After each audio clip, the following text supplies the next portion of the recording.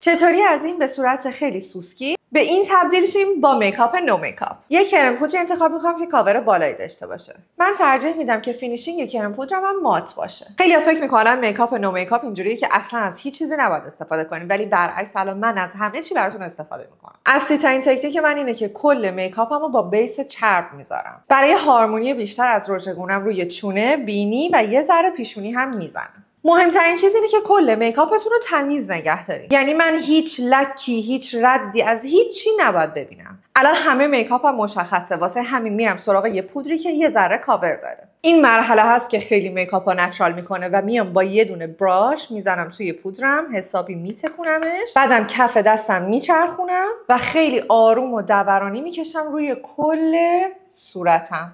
با وجودی که الان 1000 تا لایه زدم ولی پوستم کاملا طبیعیه. از یه ریملی استفاده میکنم که فقط مژه‌هامو بلند کنه، پر نکنه. و بعدم لیپ گلاس میزنم وسط لبم، پخشش میکنه. و این میشه میکاپ نو میکاپ.